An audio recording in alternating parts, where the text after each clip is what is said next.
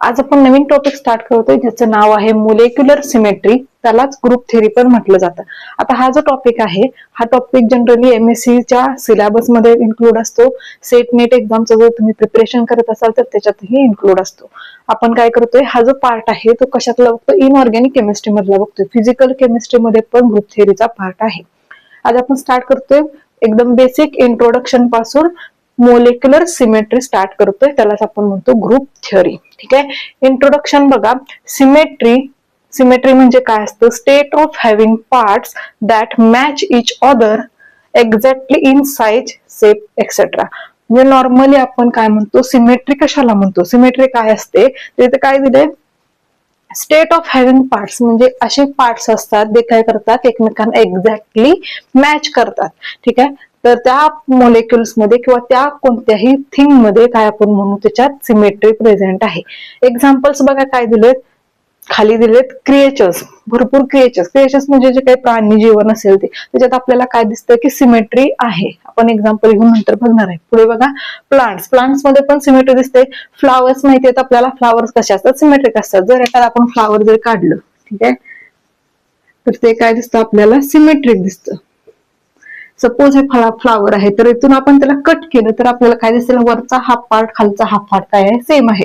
उभा कट केला तर आपल्याला काय दिसेल, लेफ्टचा साईडचा पार्ट आणि राईट साईडचा पार्ट काय आहे, सेम आहे. तसंच आपण काय बघितलेला असतो, पिझ्झा बघितलेला असतो, जो काय केलेला असतो, कट करून अगोदरच दिलेला असतो. त्याच्यात आपल्याला माहिती आहे जे पीसेस असतात ते सेम साईजचे असतात, सेम शेपचे असतात. त्याच्यात आपण काय म्हणू शकतो, सिमेट्री प्रेझेंट आहे. ठीक आहे. ऑफन कॉल्ड रेग्युलॅरिटी म्हणजे स्ट्रक्चर मध्ये रेग्युलॅरिटी आहे. त्याच्यानंतर इव्हननेस म्हणजे दोन्ही बाजूला किंवा चारही दिशांना ते स्ट्रक्चर कसं आहे, इव्हन आहे. त्याच्यानंतर युनिफॉर्मॅलिटी, युनिफॉर्म स्ट्रक्चर आहे. पुढे इक्विलिब्रियम, त्याच्यात इक्विलिब्रियम प्रेझेंट असेल किंवा परत कॉन्स्टन्सी असेल, त्याच्या स्ट्रक्चर मध्ये कॉन्स्टन्सी असेल. एका ॲटम नंतर थोड्या ठराविक काळानंतर परत तोच ॲटम येतोय. परत काय म्हणतो आपण, कॉन्ग्रंटी म्हणजे काय, एकावर एक ते काय करू शकतात, मर्ज करू शकतात मोलेक्युल्स, त्याला आपण काय म्हणतो, कॉन्ग्रंटी. ठीक आहे. एक्झाम्पल काय दिलं बघत होतो आपण, many creatures, plants, flowers, monuments, buildings possesses symmetry, so does molecules. म्हणजे काय, बरेचसे जे आपण इन्व्हायरमेंट मध्ये आपल्या सराउंडिंग मध्ये जे काही आपण वस्तू बघतो त्या प्रत्येक वस्तूमध्ये आपल्याला काय दिसते, सिमेट्री दिसते. ठीक आहे. आपण जर सपोज आणखी काय बघितलं, चपाती बनवतो आपण, चपाती आपल्याला आपण मधून कट केली तर काय दिसते, अर्धे दिसते. परत आणखीन कट केले तर तिचे पावभाग होतो. ठीक आहे. तर हे काय आहेत, पावभाग जे आहेत किंवा अर्धे भाग आहेत ते एकमेकांवरती काय करू शकतो, आपण ठेवू शकतो. त्याला आपण त्याची सिमेट्री म्हणतो. तसंच आणि काय म्हणले, मोन्युमेंट्स, जे काही मोन्युमेंट स्टॅच्यूज वगैरे बनवलेले असतात ते. परत आपण जे बिल्डिंग बनवतो त्या बिल्डिंग्स मध्ये पण आपल्याला काय दिसते, सिमेट्री दिसते. निसर्गात कोणत्याही गोष्टीत बघायला गेला तर आपल्याला काय दिसते, सिमेट्री प्रेझेंट आहे असे दिसते. ठीक आहे. वॉटर मोलेक्युल एक एक्झाम्पल घेतलेलं आहे. वॉटर मध्ये काय असतात, सेंट्रल ऑक्सिजन असेल आणि 2 हायड्रोजन्स असतील. वॉटरचं स्ट्रक्चर कसं असतं, बेंड शेप असतं. ठीक आहे. वॉटरचं स्ट्रक्चर काय असतं, बेंड शेप असतं.